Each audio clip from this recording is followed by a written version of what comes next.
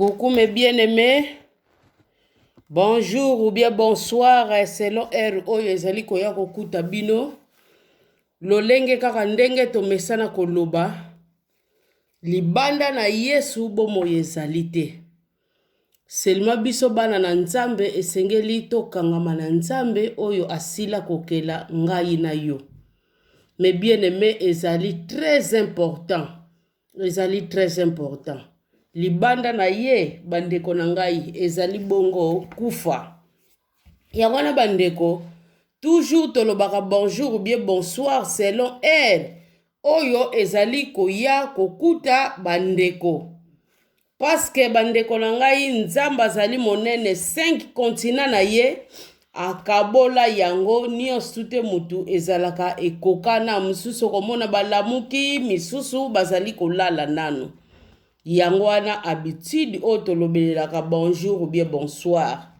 Meme awa pa tozali air moko me ekozala lolenge moko te ndenge bandeko mususu yo sali yango na pokwa oyebi te na poko lobi bonsoir. Mendeko akokutama na video wana peut-être kezalela e moi ekikomela e bonjour. Raison pour laquelle raison ezali ebele tolobaka kaka bonjour ou bien bonsoir. Bongo bandeko na ngai sans plus tarder toye kaka lolenge momesano ndenge parole de Dieu ezali koteya ngai na bino. Yango wana toujours parole elobi to prêcher parole de Dieu. To insister yango wana pe rôle na biso oyo tozali ko sala comme mo mesano. Bandeko na ngai lelo tokolobelela point mibale misatu te. Point oyo tokolobelela lelo na bandeko oyo tozali ko contredire parole de Dieu.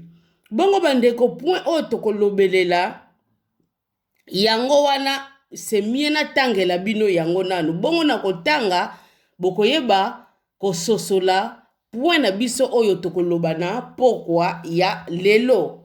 Alors bandeko seki tokei bongo na Jean bandeko nanga chapitre 10.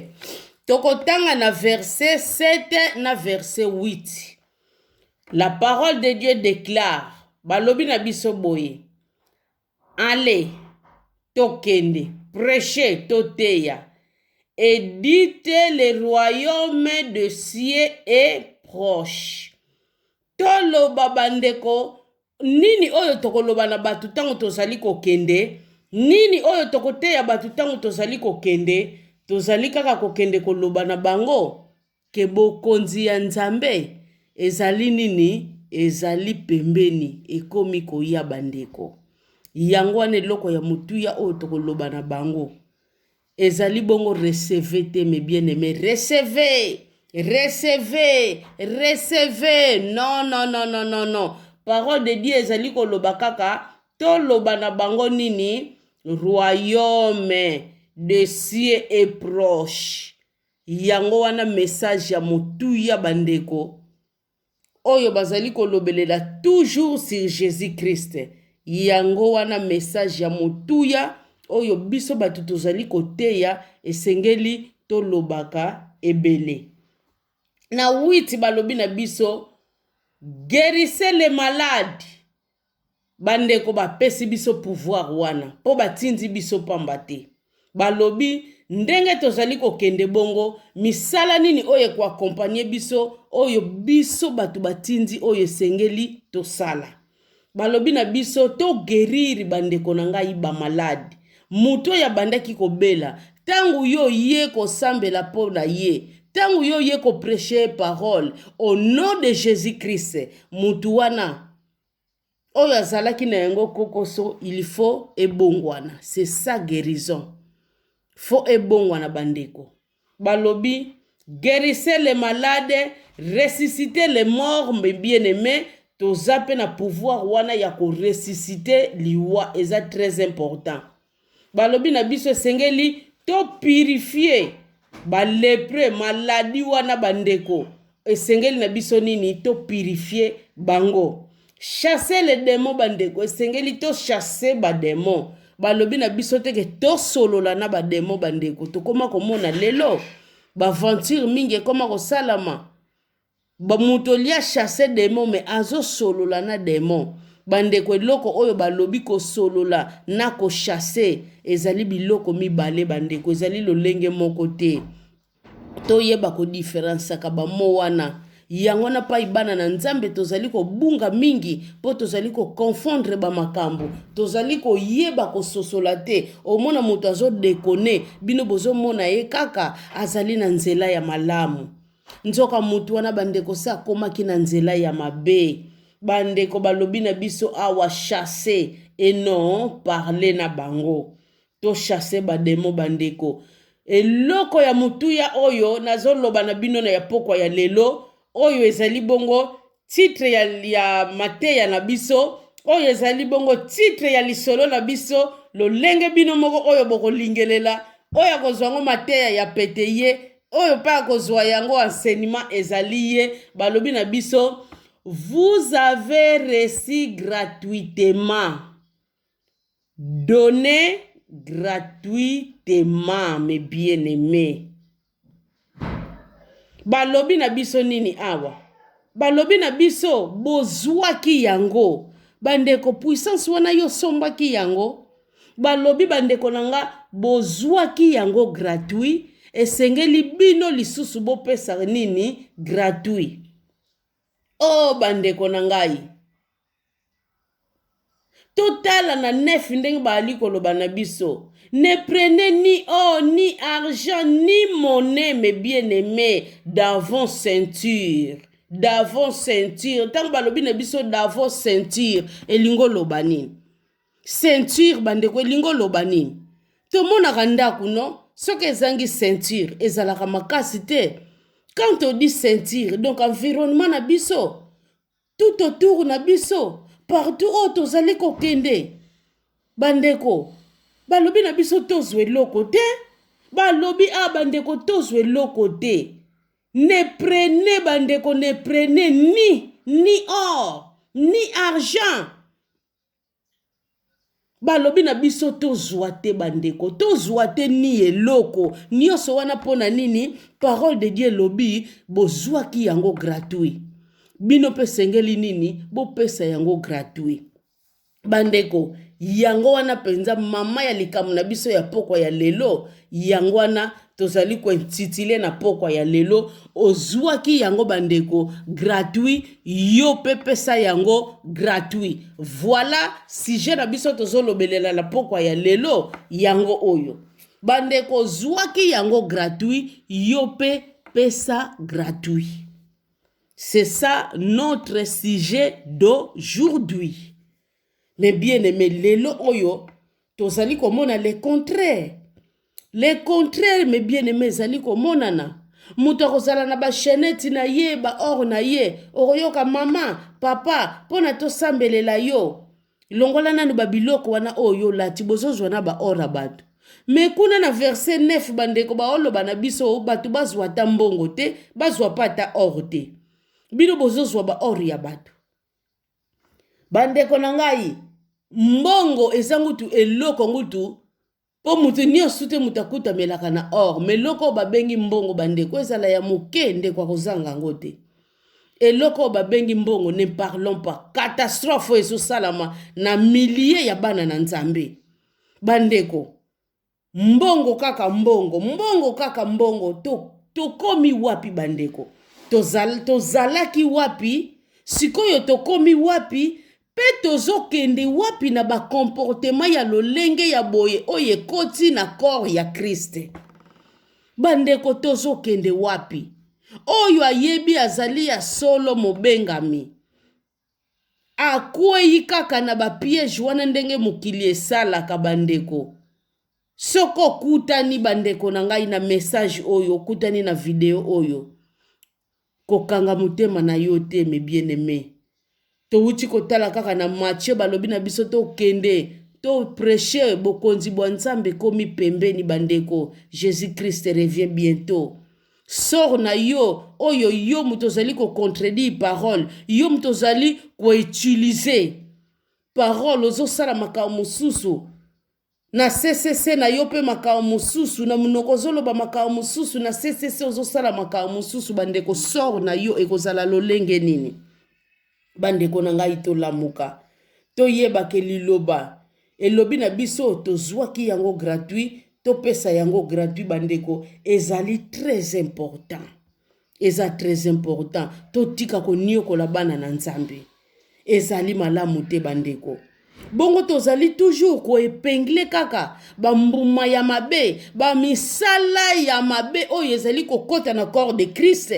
Yango kaka tozali ko epengle muke po soki tolobi to epengle nyonso bandeko eko riske pe to laliawa.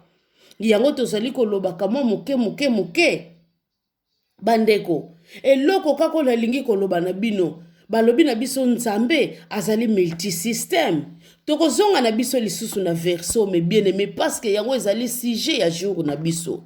Tokozonga lango lisusu bandeko bazawa bazwi yango bacha kaka signe moko wana tokozonga lango bandeko na ngai. Awa tozali ko lobelela toujours bandeko oyo bazali ko guérir batu na ba moyen ya ba huile ba mungwa ba makambo bele o bazali ko guérir nango batu. Me awa na matière totangi balobi na biso kaka ke tokende koloba kaka na batu wana seulement na kombo Jésus Christ. Soki totali na kati ya parole bandeko batindi biso toujours na kombo Jésus Christ et no batindi biso na babiloko oyo bandeko huile ezali problème te pona ko guérir nango batu. Huile eza na problème te huile d'olive eza na problème te eza utilisé na parole de Dieu. Mais loko esengeli bana na Nzambe bayeba Nzambe azali multisystème. Bandeko Nzambe azali multisystème. Totala kaka exemple ya maître na biso ye moko Jésus Christ. Bandeko nanga tango azalaki na mukili. Est-ce que partout ya niataki, partout ya bandeki kokende, bandeko nanga abikisaki batu na lolenge bele. Abikisaki na lolenge moko te. Soki totali ngutu mwasi ya perte ya sang. Bandeko mwasi ya perte ya sang. Tata mususu ngutu amemelaki ye mwana na yete, atikaki ye kuna na ndako. Bandeko atikaki ye na ndaku mayepa ya Jésus mwana na ngai kuna boye. Jésus alobi na ye kondima na yo ebikisi deja mwana na yo. Na musike kombo wana bandeko esili ko bikisa. Mais tozali komona bandeko misusu le sikoyo. Est-ce que Jésus alobaki na mutu wana ke pesa ngai photo na yo pona mona mwana ngo pona zala na image ya mwana ngo? Non. Combien de fois batu bazoloba soki bomoni kaka mutu oyo asengaka ba photo pona bino bo prier pona mutu yeba deja mutu wana za mutu ya misala.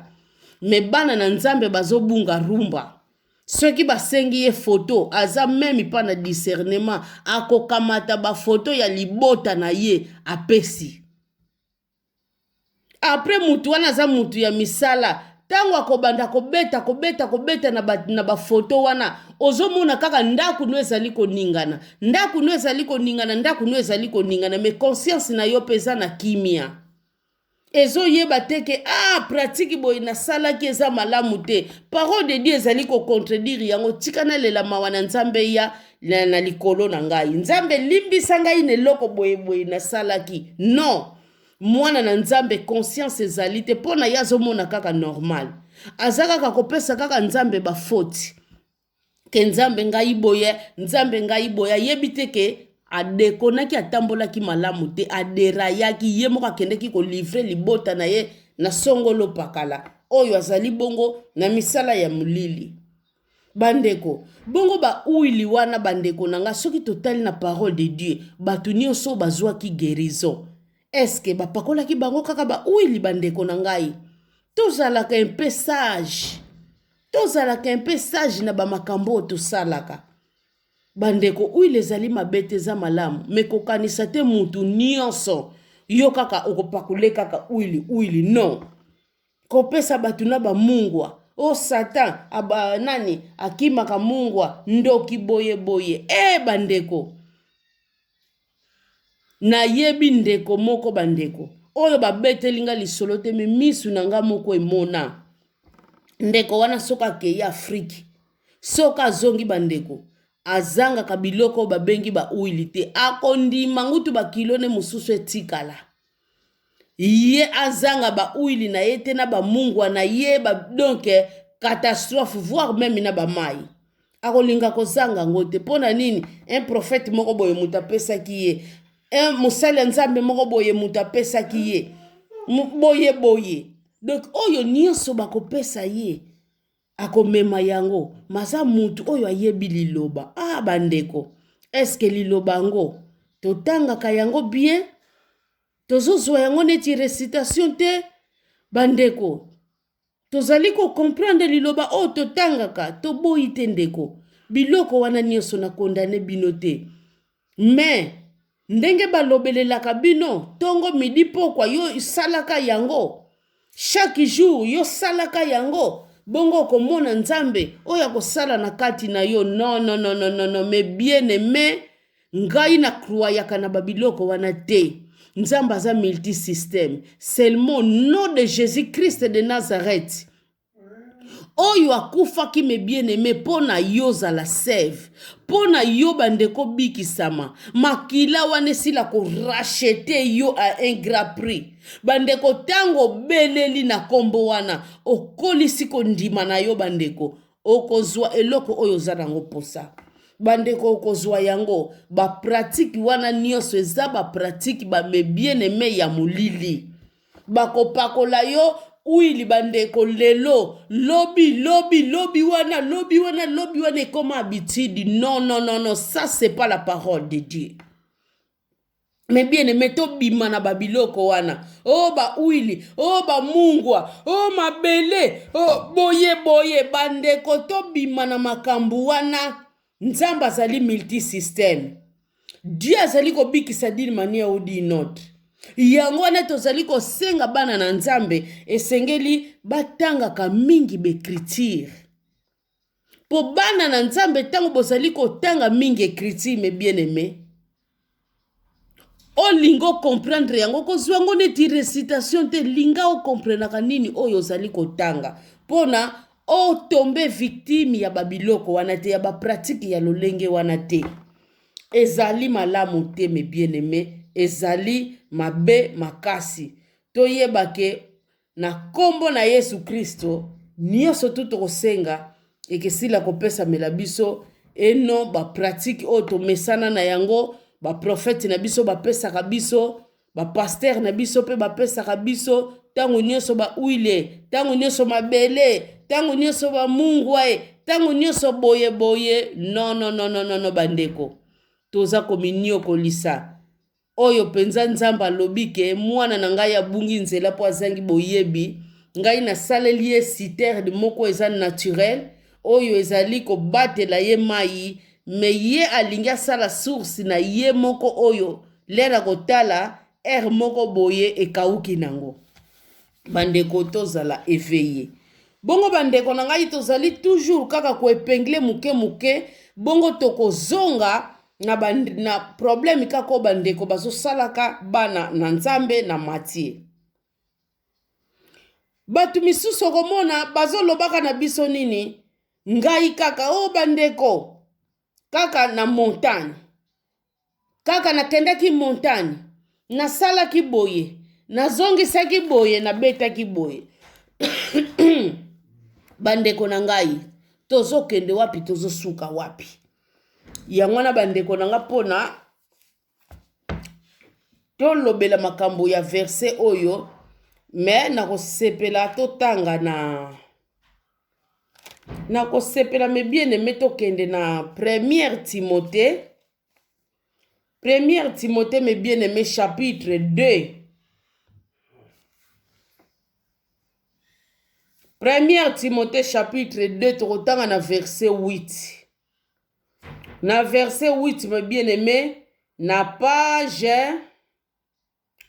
1206 1206. Alors je lis au nom de Jésus-Christ. 1 Timothée chapitre 2 verset 8. Je veux donc que les hommes prient en tout lieu. Oh mes bien-aimés, biso to suki na biso kaka awa to continue na biso te. Mes bien-aimés, awa parole de Dieu zoloba na biso, je veux donc que les hommes prient en tout lieu. Les hommes bandeko bateli biso ngo na pluriel. Balobi na biso, donc quand on dit les hommes, biso nyonso. Oyo toyebi nzambe na biso, oyo to sambelaka. Yango wana balobi na biso ke biso nyonso esengeli to sambelaka partout. Bandeko to sambelaka partout. Nzambe azali kaka na montagne te. Yo avoluka kaka nzambe na yo fo mata na montagne. Fo mata na montagne. Bandeko, Dieu azali everywhere. Dieu azali partout mes bien-aimés.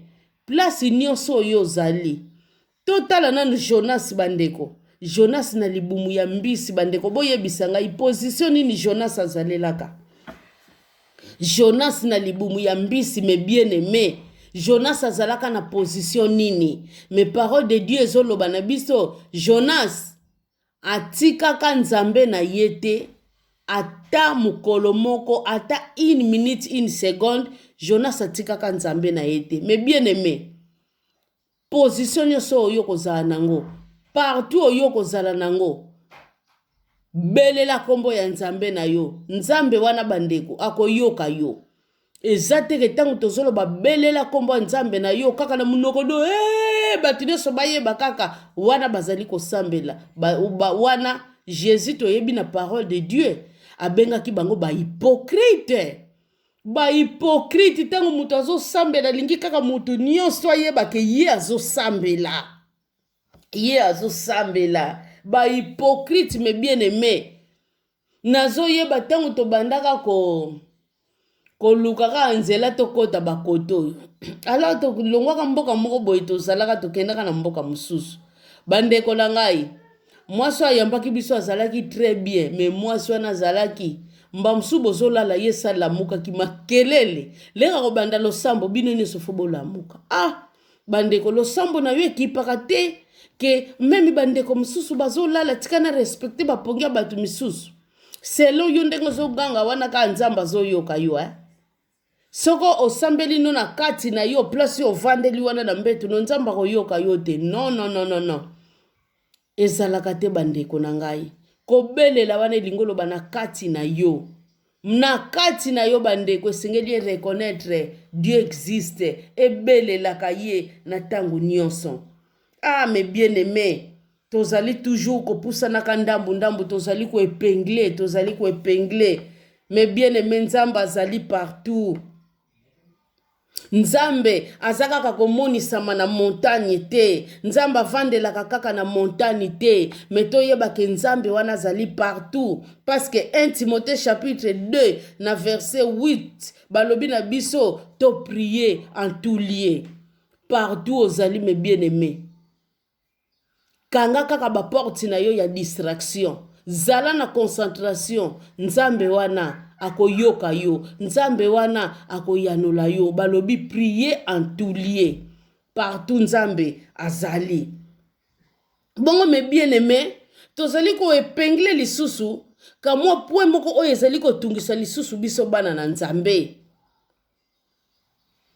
Oyo batu bazali ko senga ka batu mingi ba offrande. Ba offrande mes bien-aimés, ba offrande. Batu oyo bozana bitidi ya kopesa ka ba offrande wana. Mes bien-aimés, botika. Non. Parole de Dieu lobi bozwaki yango gratuit esengeli bopesa pe gratuit. Bongo yo muto kosenga kaka batu offrande. Bandeko nanga to boyite. Soki totali na parole de Dieu. Eza na bato ba pesaka pe ba offrande. Eza na bato ba pesaka ba offrande. Bazali. Na kobetela bino lisolo mususu kaka na kati ya Bible. Awa to uchi komona Bible lobi na biso nini. Bozwata or na bango te. bozwa ta mbongo na bango te. Me soki totali lisolo ya mokonzi oyo azalaka na maladi ya poso na ye nyonso ebebaka, me ntango akendaka mwana ne ya mosala yebisaki nonono fo tokepa ya mosali ya nzambe. Mosali ya nzambe wana bandeko alobaka na ye nini? Alobaka na ye akende komibwaka na mai, n'est-ce pas 7 fois? Mutu wana n'est-ce pas kendaka komibwaka na mai 7 fois? Poso na ye bandeko ezongaki neti ya babebe. Poso na ezongaki neti ya babebe. Si abongisaki quelque chose apesa mosala ya nzambe.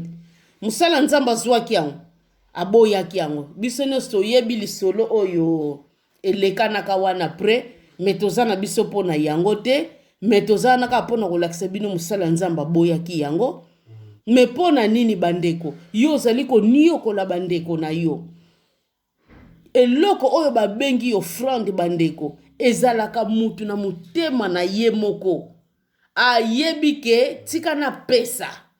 Totala mutu wana basengi ye te, me ye moko raisonner a pesa be mosala ya nzambe pe aboyi yango.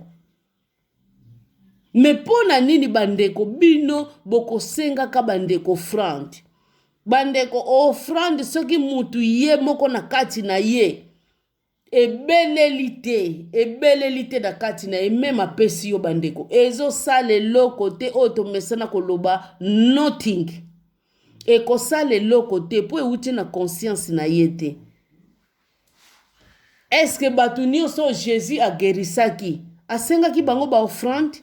Bapesaki Jésus eloko? Bandeko, surtout bandeko mingi oyo bazovanda na libanda ya mboka. Bandeko oyo bazali kovanda na libanda ya mboka. Bandeko nanga bazomona makambo na bango. Bazomona makambo makasi. Bandeko nanga indeko oyo kaka na uti koyebisa bino oyo soka uti Afrika zanga ba mai te, ba mungwa te, ba uili te. Mais ndako na yepe ça ne va pas kaka. Rien ne marche malgré nyonso salaka. Eloko marchaka eza te. Ndeko na ngai ba prophète soit disant ba pasteur baniokolaka ye makasi. Baniokolaka ye makasi. Omona kaka mama, il a fallu to sala boye, il a fallu to changer bakiti, boye.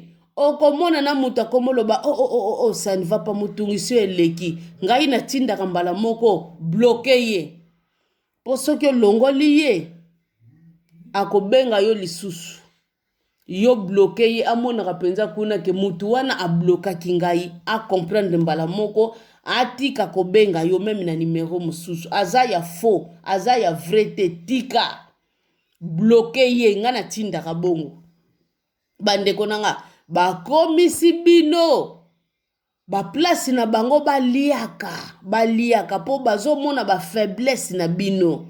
Ngai mama Ana oyo na vandi boye o nazote ya bino. Bandeko ngaba pratique ya bongo epai nange simba kate. Bongo mukolo mususu abeteli lisolo abenga mwasi moko boye. O bandeko kombo pe ya mwasi yango naza nango mena oyebisa bino te tala kaka. Kobenga bengi ye kaka.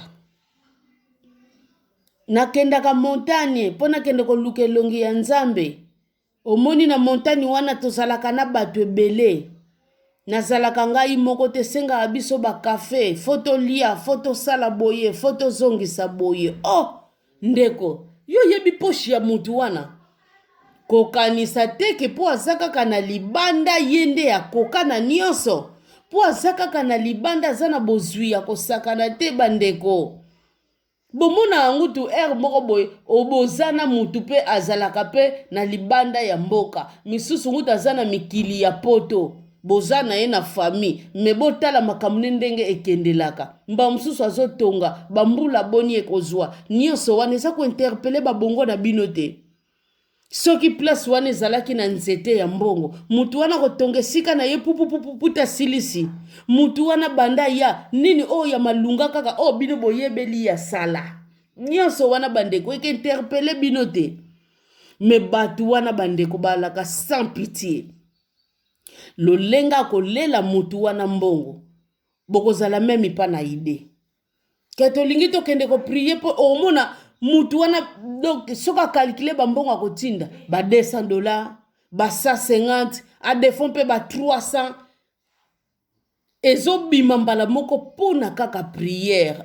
Bandeko na ngai totika kokomisa musala ya Nzambe business. Ezali malamu te bandeko, parole de Dieu lobi bozwaki yango gratuit, bino pe bopesa yango gratuit. Botika kokomisa elanga ya Nzambe business na bino. Nzambe alingi eloko wana te. Surtout bozali ko nyokola mingi bato bazana libanda ya mboka. Façon oyo bino bozwilelaka bango bambongo. Façon oyo avokende montagne pona ye apesa yo mbongo. Soko sambeleli ye na ndako na yo. Nzambe akoyoka yo te. Ba pratique wana Nzamba lingi yango te. Bandeko Nzamba lingi yango te. Parole lobi prier en tout lieu. Kita yo o se discipliner mes bien-aimés. Kita yo o se discipliner. Kanga ba foni na yo. Kanga ba foni ngana zana yaya na ngai o na landa. Yaya na ngai na zalaka soki alingo prier na ya lobi ya yo ko benga ngai yo ko zwanga na foni te. Oyebi akanga na ba foni na ye. Na lupango na bango baza 3 personnes. Oyebi soka lobi akobima libanda ta kobima libanda te. Na kobima libanda ta na 3e jour bien 4e jour. Bande kwa kobima pe libanda na 3e jour to 4e jour. Omona batali ya lupango na bango bazokamo. Omona baolo ba yo zaka kana kacha ndako biso to okanisa ndengo voyage ka nomba mususu voyage kit. Omona abite na laki na ba prière na ngana linga e distraction te. Donc ezaka ka lolenge oyo yo moko oko se discipliner na yo. Même place aux alaka ndeko nanga soko lingi o se discipliner oko se discipliner.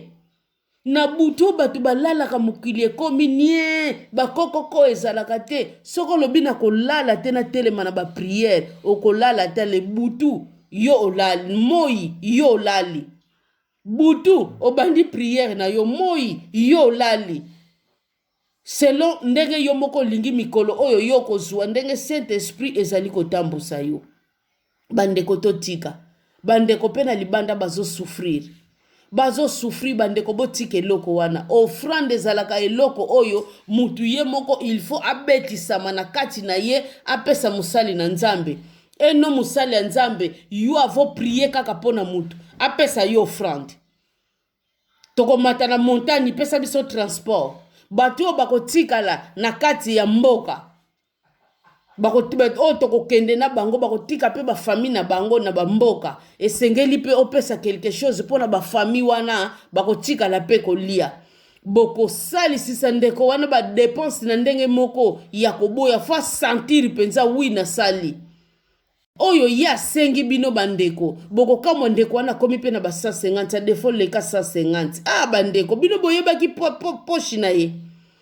Est-ce que verset oyo lobaka ke ozwaki yango gratuit pese yango gratuit na mituna bino ezalaka.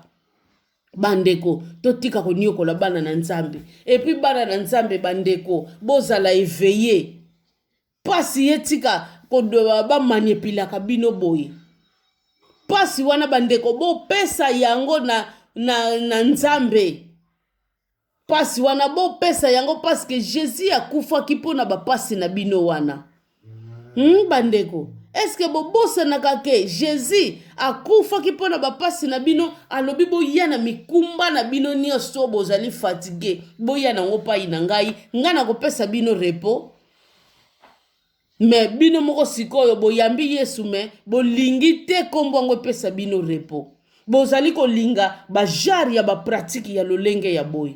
Ezali malamu te mes bien-aimés. Ezali malamu te bandeko. Tozala éveillé na ba comportement oyo vraiment ezali ko sala pasi makasi bandeko bobima bosala keba surtout ba oyo tozo beta sete ba oyo bazo zala na libanda tellement ba menace ezali ko leka mingi ya mulili batu bazali ko bunga mingi rumba bazali ko se donner na ba pratique ya boye po na baniokolaka bango. C'est pas bien. Dans l'entretemps, bino batu bozali kosala babiloko oyo boyebake boko payer cher. Bokomisi musala ya nzambe business na bino boyebaka boko payer cher. Oyo azali na ba comportement oyo okomona kaka mutu ozosenga ye pesa offrande tokende montani pona yo pesa autant bato tokokende na bango fo basomba mwa biloko supporter na batike na bango bato bakotika la bakokende bakotika pe ba famille na bango pesa quelque chose bandeko oyo nyonso takula sala ba pratique oyo botika ba biloko wana c'est pas bien. C'est pas bien de quoi benga yo kaka maman ou bien papa koko prier pour nanga ya wa ça ne va pas. Tout d'abord na teli nanga yo montante yo moko kaka kanisa tala kaka boye bandeko ozwaki yango gratuit pesa yango gratuit tozala na exemple ya apôtre Paul bandeko apôtre Paul bandaki kotonga bandaku na ye wana ya bandianga. Partout apôtre Paul abandaki ko prêcher parole, abandaki ko tika ko sala business ne wana te po yango wane bandaki ko pesa ye moyen ya ko vivre. Bozo mona bino bolingi ko zwa na loba nanu ngai na bino. Nani akoma na niveau apôtre Paul? Apôtre Paul a travaillé ki makasi a travaillé ki makasi apôtre Paul. A travaillé ki makasi. M'apôtre Paul wana alinga abanda yazalaki na ba pratique oyo te toujours soki partout abanda kozala azo salaka banda kuna ye wana ya batante po atekaka ezalaki pona nini oyo kokabela ye moko na mutema na ye akozwa mais oyo kokabela ne ye te akosenga te po nini azo luka peka mwa vie na ye po ayebike na musuni fo vivre mais bino lelo oyo bozo lingaka kosala eloko te kaka nzamba interdire nga boy nzamba lobaki na koki ko bouger te nzamba lobaki na koki ko sala boy te siko nzamba lobaki yo koki ko bouger te yo koki ko sala eloko te yo koki ko zongisa boy te me yebake olataka yebake oliaka bomoni babiloko wana nyonso bandeko yango ezotinda bino na ba pratique oyo. Po misu na yo ezaka ka braquer sur batu fo ba pesaka yo po fo futa ndaku fo sombe lamba chaque jour fo lia mais yo osala kate ozo vivre kake pa ya batu du okokweya na ba piège o me bien aimé pona obima na ba piège oyo luka eloko moko boy o esengeli yo sala o esengeli yo ekotsaka yo quelque chose. Soki ba yeli yo, c'est bien bon. Soki pe ba yeli yo te, c'est pas grave. Eko sala yo malamu mingi. Wana eza be stratégie bandeko. O nazo pesa bino, pona bosila kolongwa na ba menace ya monguna. Oyo to benga ango bongo bandeko. Ezali ba menace ya monguna. Oyo azali ko sala na bana na nzambe. Bandeko na ngai soki to komi na Hébreu chapitre 10. Bandeko tokotanga na Hébreu chapitre 10 na komi tokotanga na verset 37 ti na 39. Na page 1225 donc 1225. Balobi na biso nini awa bandeko parole ezoloba na biso nini na verset 37. Balobi na biso awa encore un peu de temps celui qui doit venir viendra et il ne tardera pas mes bien-aimés. Nani oyo esengeli ya c'est Jésus-Christ de Nazareth. Boyeba ke me bien-aimé akoya. Jésus-Christ wana oyo aza sauveur na yo. Bandeko boyeba ke mukolo akoya. Akozala juge ya ba juge. Ngonga na yo oyo epesamaki yo po azala sauveur na yo yango yo. Me moma wana akozala juge ya ba juge me bien-aimé. Yo muto ozali kosala babiloko soki penzo ozali ya Nzambe. Malamo zala no ya kote wana c'est bien bon mais soko zali ya Nzambe bandeko bimana ba pratique wana ezali malamu te 38 balobi na biso. Et mon juste vivra par la foi, bien-aimé. Balobi juste ako vivre na kondima na ye. Mais s'il se retire, mon âme ne prend pas plaisir de lui. Oh, mes bien-aimés, soki o se retire na yo mawatro. Du kangama. Na 39 balobi na biso, nous ne sommes pas de ceux qui se retirent pour se perdre. Mais bien aimé, yeba ke tango se retire, ozali wana pona nini obunga. Obunga bandeko biso tozali ba oyo bazali ko se retirer te pona ba perdre, mes bien-aimés, mais de ceux qui ont la foi pour sauver leurs âmes. Mes bien-aimés, tozala na foi. Tozala na foi, mes bien-aimés. Tozala na kondima pona tosila ko sauver âme na biso. Mes bien-aimés, toyeba ke nzoto oyo esalamaki na mabele, nzoto oyo mes bien-aimés ezalaki bongo poussière. Bongo esalamaki na mabele ezalaki poussière bandeko, ekezonga pe na eta na yango, ekezonga poussière. Bongo âme na yo esalamaki su na poussière. Yeba âme na yo bandeko, yango wana eko représenter yo. Alors misala no wana ozali kosala, mes bien-aimés, yeba ke okopeye yango. Bongo soki totali bandeko na nga na Jacques, toke na lombango bandeko na Jacques chapitre 1. Jacques chapitre 1 na page na bandeko balingana na bango kotanga Bible, page 1230 1230, mes bien-aimés. Jacques chapitre 1. Bongo na kotangela bino na verset 12 balobi na biso nini?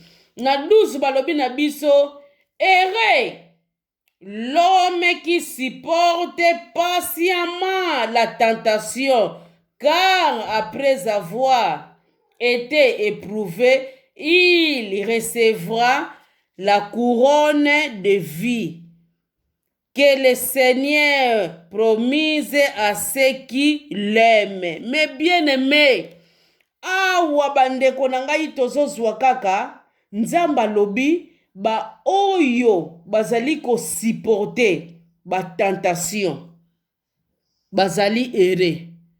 Mais bien-aimés, soki tozali ko koma na ba pratique oyo toyebi liloba, me bato wana bazali ko manipule biso. Mungwa yope rythme mungwa balobi no uili yope rythme ya uili ekomela yo habitude. Balobi zelo yope kaka rythme ya zelo. Nyonso bazosenga yo sala boye, tumba boye, zongisa boye, yope kaka ozosala.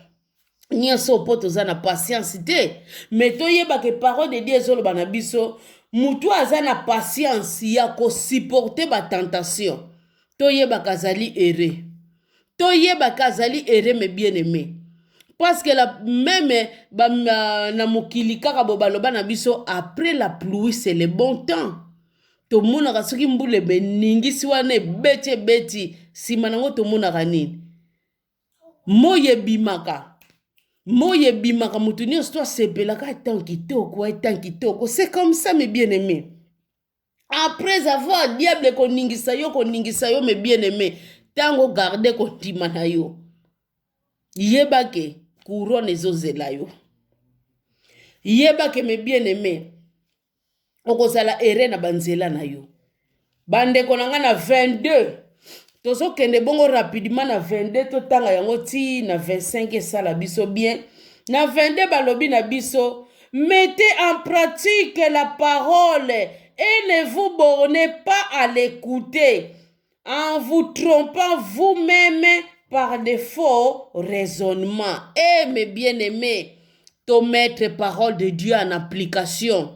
Mutu moko bandeko aya kokosa biso te, mes bien-aimés. Baya ko manipule biso te na ba makambu ya mabe, non. To mettre kaka parole de Dieu en application bandeko bakosa biso te.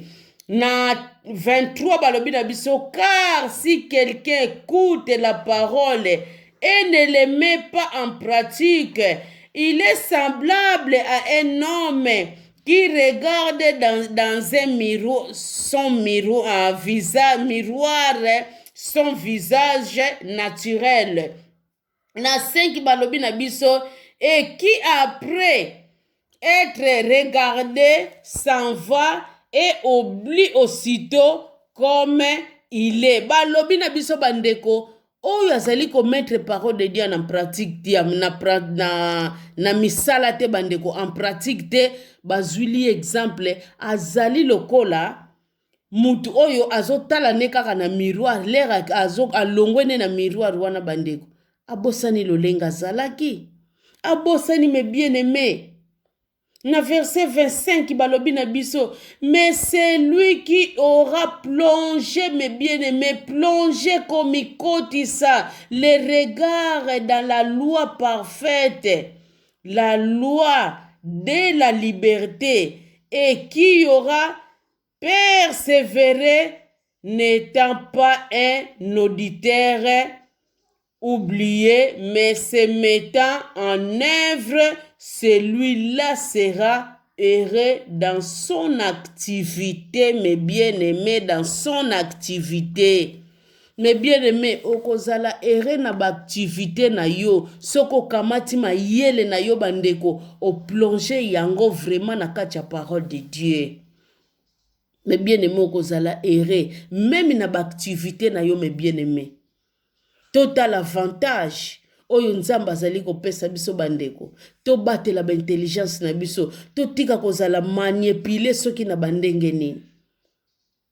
Mais bandeko nanga awa balobi okozala ere même na ba activité na yo, mais bato ya kalawana, bato bazosala ba pratique ya mabe, bato bonité oyo ba faux prophète, oyo na ba pasteur o misusu pe baza ya ba faute, baza na bango ka ya ba vrai, mais baza déjà déraillé, bandeko. Combien de fois misusu bakwesi na ba activité ba mininga, o mona mutu lera azalaki ye moko azalaki bien, mais lera pusani pembeni na ye bandeko, catastrophe ye liye makambo nyonso bandeko ekomi down ekiti. Yango wana babiloko esengeli tozala éveillé bandeko. Tozala éveillé bandeko, soki totali na 2e Corinthiens chapitre 11. Na verset 14 balobi na biso, Satan se déguise en ange de lumière. Mais bien aimé, Satan se déguise en ange de lumière. Tokeba bandeko, tokeba, Satan se déguise en ange de lumière. Azo lakisa yo eloko moko ya bien, yo zo kanisa kaka ya solo penza. Prophète na biso, pasteur na biso, mais mukolo eko yinde la yo bandeko, ekozala yo trop tard. Bandeko tokeba bandeko, tozo kende wapi, totalaka ba place oyo tozali kotia lokolo bandeko. Ezali très important na kati ya bomoi na biso. Eza très important bandeko, tokeba nzambe alingi babiloko wana te. Esengeli na biso mes bien-aimés, tozala éveillé na oyo nyonso tozali kosala, seulement totika makanisi na biso epai ya nzambe, toyebake 1 Thessaloniciens chapitre 5 verset 17, la parole de Dieu nous dit, priez sans cesse. Nous devons prier à tout moment. Et sengeli na biso to prier ezali malamu mingi po na biso bana na nzambe. Bongo na 2e Colossiens mes bien-aimés, na banzeke ezala verset na biso ya suka. Na Colossiens mes bien-aimés chapitre 2, olie na loba na bino 2e Colossiens, je m'excuse monoko ebeti libaku. Colossiens chapitre 2, mes bien-aimés, na verset 8 na 9 balobi na biso nini? Prenez garde les enfants de Dieu, bien-aimés de Dieu, prenez garde. Prenez garde que personne ne fasse de vous. Oh, mes bien-aimés, parole lobi na biso tozala na garde. Mes bien-aimés, tozala na garde. Mutu moko bandeko akomisa biso te, croix na ye bandeko akomisa biso na nini? Donc croix na ye te, eloko na ye moko boye te, oyo akoki komanipulaka chose na ye moko boye te oyo akoki komanipulaka tout moment. Mais bien aimé, soki bolingi to prendre garde esengeli na biso kaka tokangama na parole de Dieu, to mettre parole de Dieu en pratique. Mais soki to mettre parole de Dieu en pratique te mes bien aimé, tokokoka kozwa bagarde te. Na 9 balobi na biso awa, car en Christ habite corporellement toute la plénitude de la divinité, mes bien-aimés. Pleinement, mes bien-aimés. Plénitude, plénitude, plénitude. Yo siko plénitude wana mes bien-aimés. Ozali ko lukelango wapi. Okozwa yango kaka au nom de Jésus-Christ de Nazareth. Mes bien-aimés, kaka au nom de Jésus-Christ de Nazareth, mes bien-aimés. Ba pratique ya mabe. Oyo tosila ki kolobelela na matière. Mes bien-aimés, ozwaki yango gratuit, pesa yango gratuit. Totika koniyoko la bana na nzambe. Eza malamu te bandeko bana na nzambe. Soki mikakatano eleki ye, okomona zali ko perdre contrôle. Ba wana pale, lokola bazali ko fungulela bango ba porte, bazali ko profiter mbala moko. C'est pas bien mes bien-aimés. Biso moko peto longwa na babiloko wana. Oza musika, ovandaka na Europe na Amerique. Okamata kamwa prophète na yo, kamwa prophète no moko boye kuna na Afrique. Okomona tia kamera. Yo po tie kamera. Sala boye, pakula boye, zongisa boye, beta boye. Ah bandeko ba cérémonie nyonso yo po zolanda kaka lakisa bana na yo po zolakisa. Ah mes bien-aimés. Biloko wana nyonso na kati ya parole de Dieu zate. Raison pour laquelle bandeko bo lire parole de Dieu abondamment. Bon mettre parole de Dieu en pratique bandeko. Après boko zwa garde na bino moko mutu moko ta ya ko tromper bino na ba philosophie na bango wana. Mais bien aimé, totika koniyoko la bandeko na biso ezali malamu te. Pesa offrande, na mata na ngomba fo pesa autant. Sala boye zongisa boye, ko pesa batu ba uili, ko pesa batu ba mungu, ko sala ka boye, ko zongisa ka boye. Avec la révélation de Dieu, c'est bien bon. Mais sans la révélation, et comme la yo habitude, tango nyonso tu ba pratique na yo wana, tango nyonso ba pratique na yo wana, mais bien aimé, botika, nzamba zali multisystème, abikisaka kaka na mungu ate, abikisaka kaka na mabele te, abikisaka kaka na ba uili te, na ba mai te, na ba pratique moko songolo te. Nzamba zali multisystème bandeko, bana na nzambe.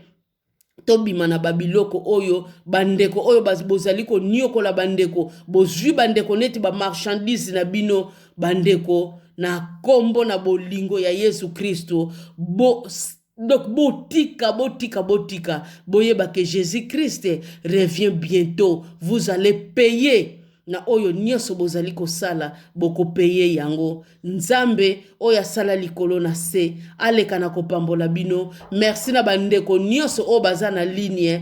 Merci beaucoup. Ezala oyo mama ana monite boyeba ke nzambe wana amoni bino aleka na kopambola bino oyo nyonso a contribuer na préparons nous d'une manière ou d'une autre. Oyo azali ko share ko partager ba vidéo na biso, oyo azali ko liker, oyo azali ko aimer, oyo azali ko commenter, oyo azali ko s'abonner. En tout cas nzambe wana oyo asala likolo na se aleka na komona bino ezalaki bongo ngai servante na bino na kombo ya Anne oyo tobengaka toujours mama Anne. En tout cas soki Jésus-Christ azongi te bandeko tokokutana na bino na numéro mosusu bye bye na bino. Merci beaucoup, à la prochaine.